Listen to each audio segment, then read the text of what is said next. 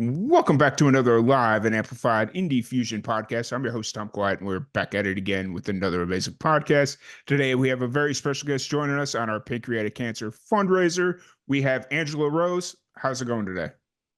Yeah, good, thank you. How are you? I'm doing wonderful. It's Saturday night here, so it's actually kind of quiet in my apartment complex, which has me a little bit worried, but I'll take it when I can get it, right? So. Yeah. Oh, so you're based out of Australia. How's everything going there? Yeah, Australia's going great. I live a couple of hours away from Sydney, in a nice beachy town. So at the moment, it's great beach weather. Um, Nice. Sunny, amazing. Yeah. Everybody tells me that if when I do come to Australia, November is probably about the best time to do it. Yeah, it's a really, really nice time. Yeah, it's not too hot. Like when you get middle of summer, it can get pretty hot. It's Yeah. about 40 degrees Celsius. I have no idea what that is in Fahrenheit, That's very but hot, very hot. So it's it's one of those things where it's like I I can relate because that's how it is here in Texas in the summertime. It is blazing hot. So it's like, yeah, I really don't want to relive that if I'm going somewhere. So yeah. Uh, that's so fair. yeah. So how's the music going? I know you just released a new song not long ago. How's everything been going with that? Yeah, it's been really, really great. The song's called Nepotism Baby, which I guess is a bit of a topical um, title, theme to the song. But yeah, it's been going really good. Yeah, and it's been really, I guess, a really positive release. It's had a lot of cool things that go along with it. It's gotten a Spotify editorial playlist, which is really cool. Nice. Which hasn't happened to me really before. So that was like a really big, I guess, goal for me to happen. So can tick that box now. um, and yeah, it's been having a really cool reception, which is great. Nice. Have you done any like visual elements for it? Is there like a music video for it or Yeah, so I did a bit of a music video to go with the track. In the song, it sings about, I guess, wishing I had a fast car, I could get into that and just drive away from all my problems. Basically, if I was a Nepo baby, that would be one of the things I would do. So got a really cool 70s Volkswagen Passat, which was like a electric blue sort of color, Mhm. which is in the video. Um, I don't drive the thing because I didn't want to run into anything with someone's precious vehicle. But yeah, it's a really cool vid that's out on YouTube and stuff like that. So yeah. That's really awesome. To drive a car like that, I completely understand where it's like, yeah, I'm not going to touch it because I don't want to be held reliable for it. So, Yeah, uh, 100%. so, oh, am I seeing this correctly on your Spotify that you're getting ready to go to the UK here in about a month? Okay, so this for some reason, I wish I was, but Okay. my Spotify is linked up with someone. I don't even know who they are, but I get all of their live shows come onto my Spotify account, which is amazing because it looks Right. like I'm doing all these cool things in the UK Okay. and Europe. But no, not anytime soon, but hopefully one day in the future. Nice. Nice. It is it a little bit easier for you to go to places like Canada or Great Britain being Australian, or is it like trying to go anywhere else?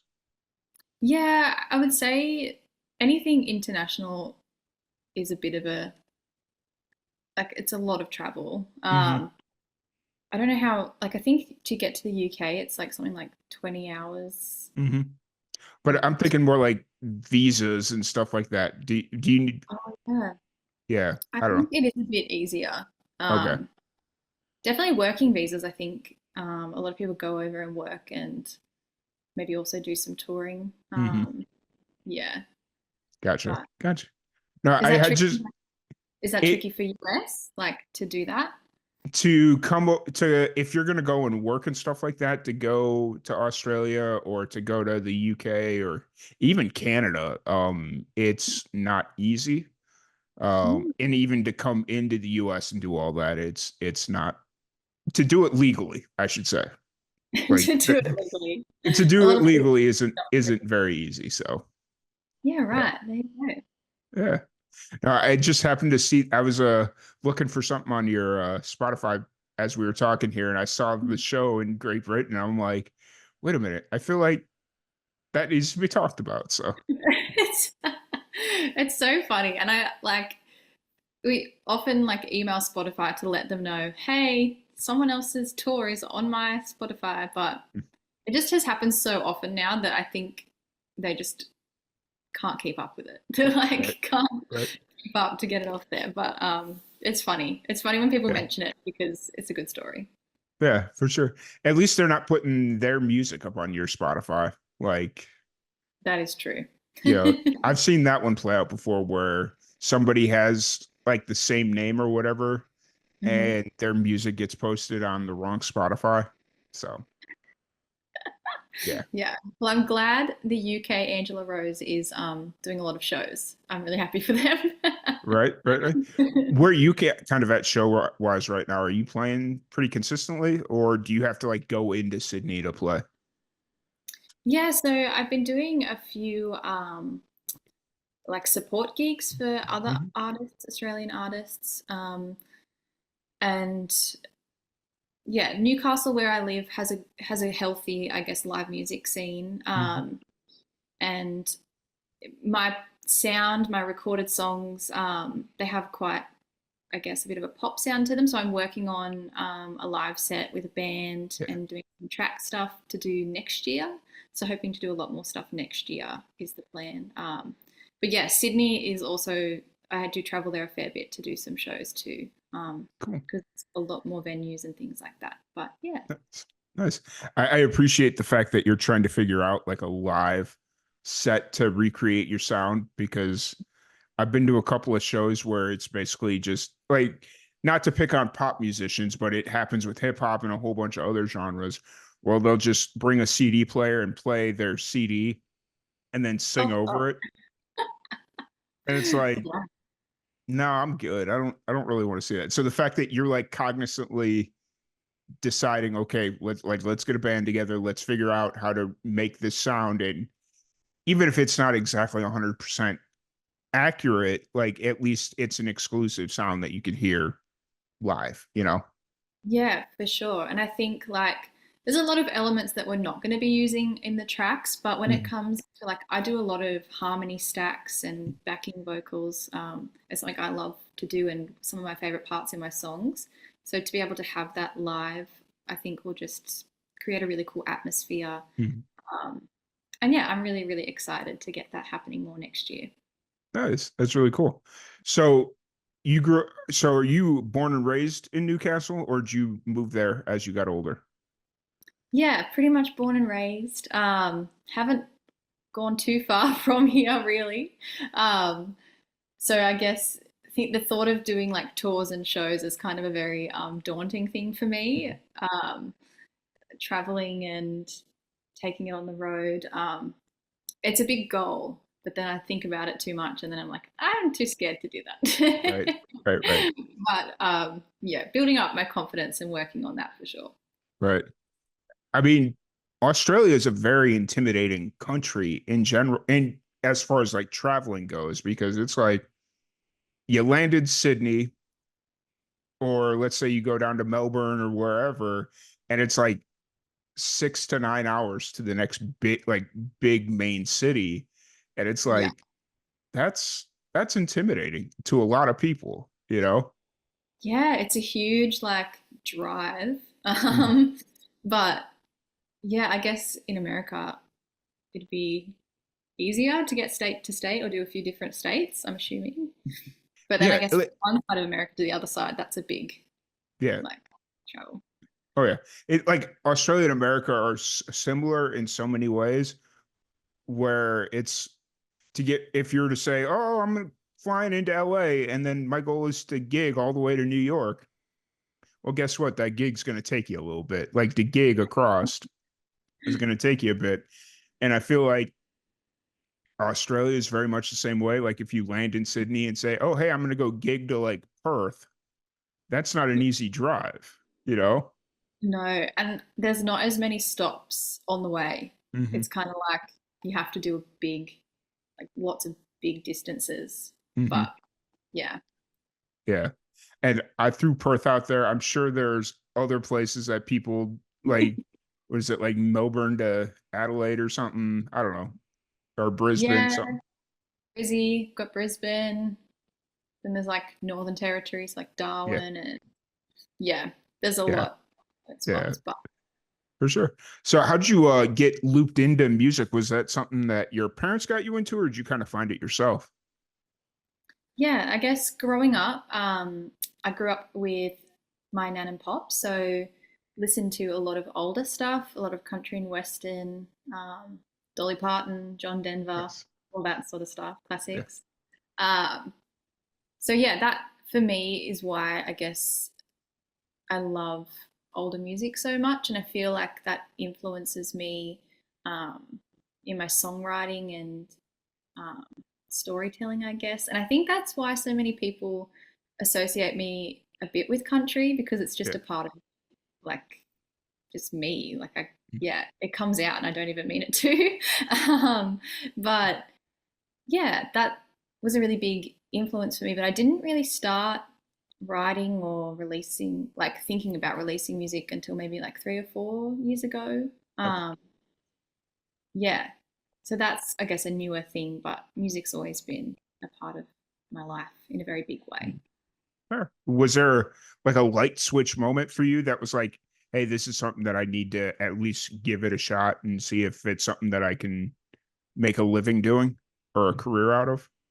Yeah. I guess when I wrote Summer Love, which is my first song that I released, I kind of had been writing songs for maybe 6 months and I'd just picked up the guitar and was teaching myself how to play. Mhm. Still can't play very well, but I can get by.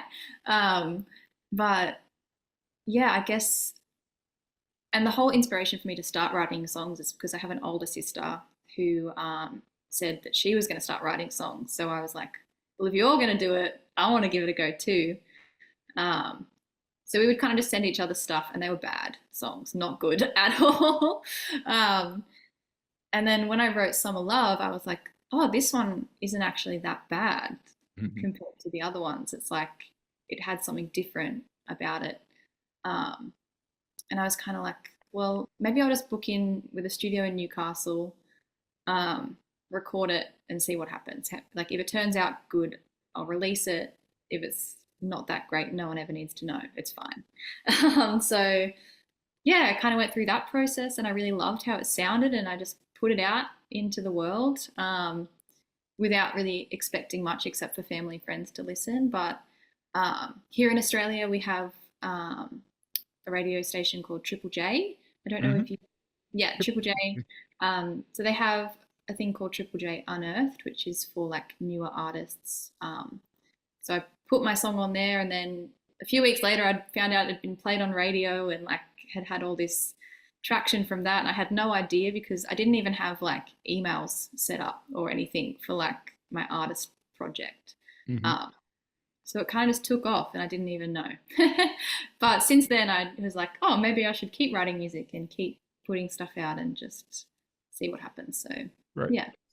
Actually, it's actually funny you brought up Triple J on Earth because when the pandemic first hit back in 2020, and I was sitting here trying to figure out how to keep the podcast going, I was like, well, let's do it on Zoom or whatever. And that way it'll kind of open up, like I can bring in an artist from Australia, like whatever. And so I was like dead set on bringing in artists from across the world. Like I started in the UK and Australia, and Mm. Triple J on Earth was how I found one of my first artists from Australia. So Oh, really? yeah, That's amazing. I think I just found a stream of it somewhere, or I found their website and just kind of started going through it, and it was like, oh, that's really cool. So Yeah, it's an incredible platform here in Australia for new artists and indie artists. Just, yeah. So that's really cool that you found someone on there. That's awesome. yeah, yeah, yeah. Um, So going through that process, does your sister still do music, or did she kind of fall off and then you just kind of kept it going? Yeah, well, she only has kind of been releasing music for maybe like a year or two Hmm. now, but I kind of started releasing stuff a bit earlier than her because she had a young family and was kind of going through that sort of stuff. So, but yeah, she's an, a more like a country artist. Yeah. Yeah, so we're still kind of, and it's really great to have someone to bounce off of and I guess be on this journey with because Hmm. it can be weird sometimes or like yeah it's Yeah. just awesome to share it with someone who I guess is on the same sort of wavelength with it. Yeah. Yeah. So how did you kind of settle into a more poppy sound when you said you were kind of brought up on Dolly Parton and a little bit more country influenced music? Yeah, I think I've always kind of loved the idea of not being in one box, Mm, and kind of, you should be able to explore different sounds and ideas and like make your own sort of thing. I think I really admire artists who do that or who kind of, yeah, push the idea that you need to be in a single genre. hmm. Um, and I personally love a lot of pop music, indie pop stuff. So yeah, I kind of just wanted to play around with some sounds and kind of honor the song, I guess. So if it had that feel to it, then kind of let the song lead the way. I don't know. Hmm. That always sounds really like woo woo, but Yeah. yeah, I don't know. And I just, yeah, I love that sort of music myself. So yeah. Nice, nice. So with Nepotism Baby, it's out now. So if anybody listening after the podcast, we'll have the link in the description and all that fun stuff. So you can definitely go check it out. Where are you kind of at creatively right now? Are you writing more? Are you focused more on the live stuff for next year? Like where's kind of your creative energy going right now? Yeah. Well, my creative energy always leans more into writing. I Mm, am always writing, always have ideas popping into my head. Weirdly enough, often when I'm in the grocery store, I don't know why, but I have like all these phone notes, and you can just hear in the background like announcements from like the grocery store. It's really funny. But yeah, so big focus on just to continue writing and building up, I guess, song options to kind of look mhm. at potentially doing another EP because I did bring out my debut EP last year. Um, but going more into yeah that more pop sort of Yeah, yeah vibe with yeah, that, and yeah, also putting a lot of energy into live, and hoping to nice, get a few more things next year. Yeah. nice. That's really cool.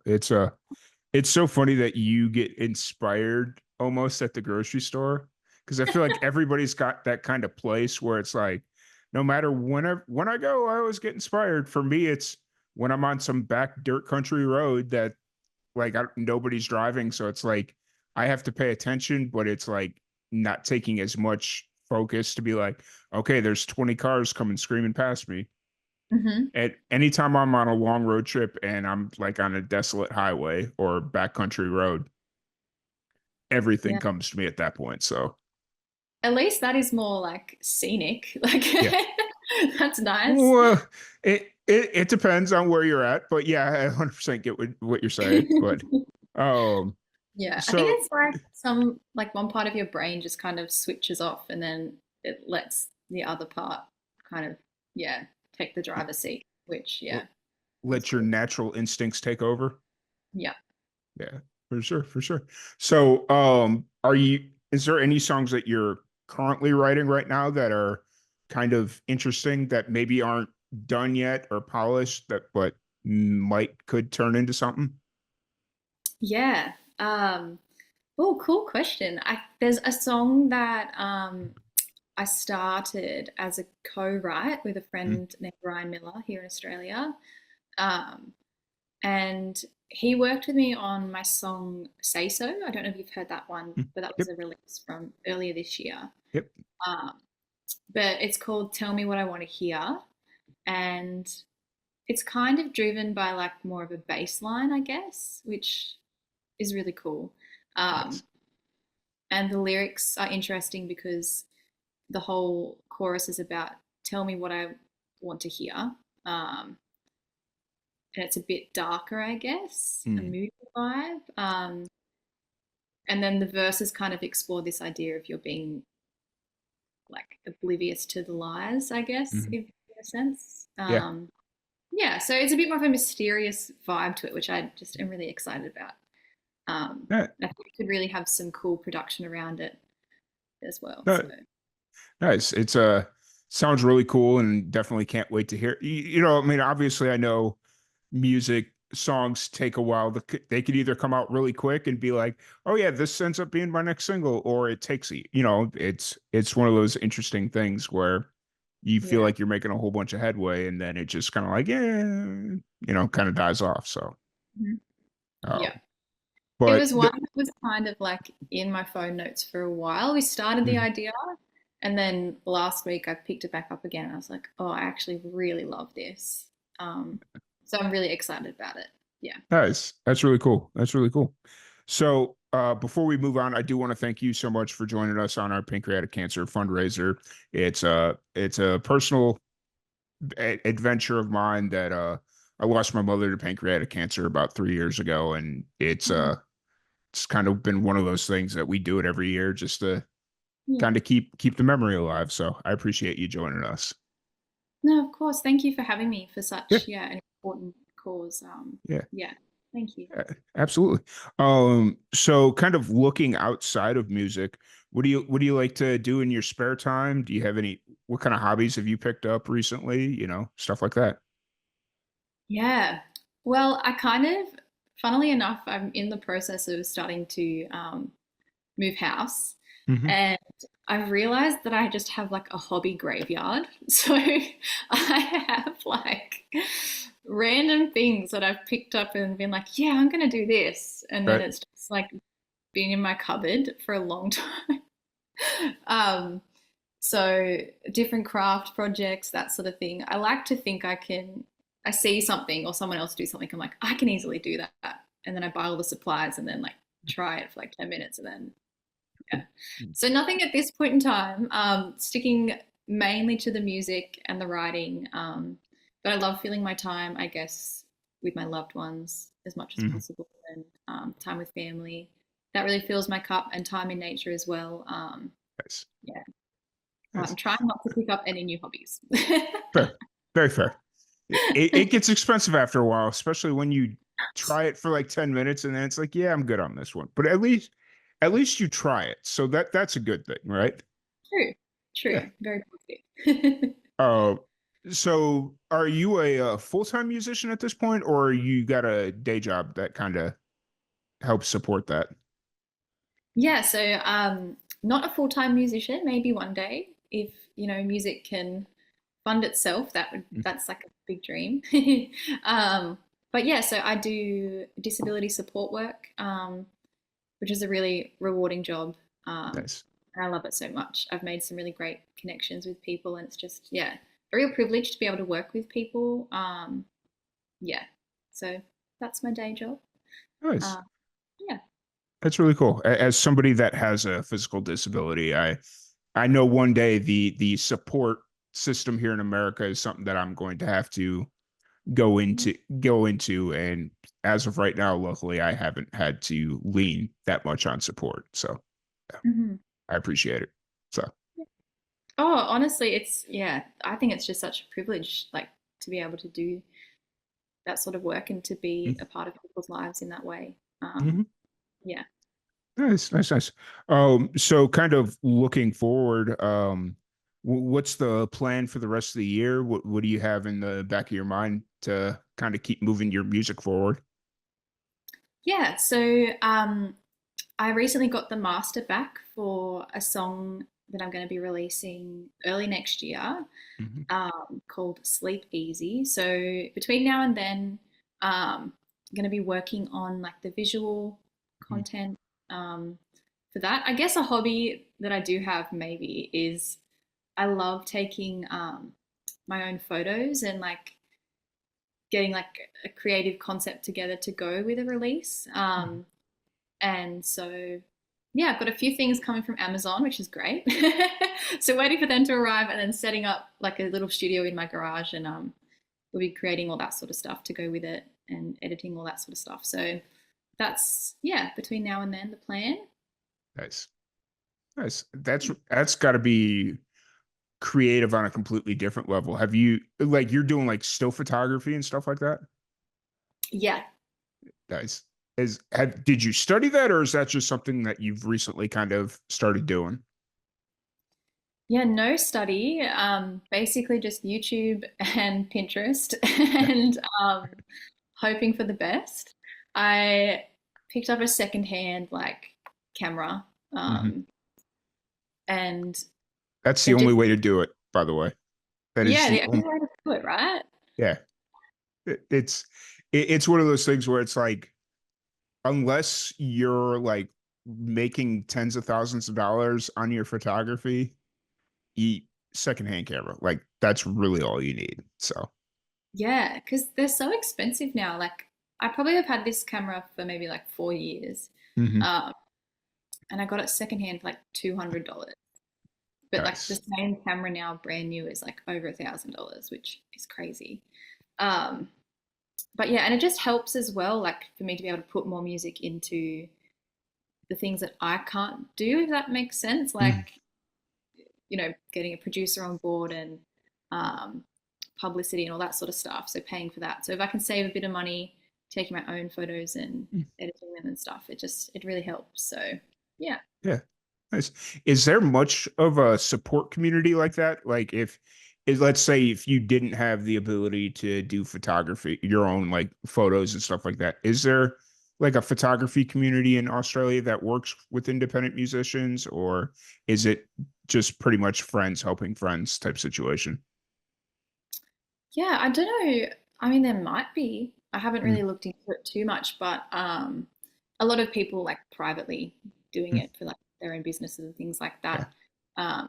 But I rope in friends and family to yeah, be yeah. help me out when I can't do a timer, self Mhm. timer, for some certain things. Then yeah, family and friends always come through. So Nice.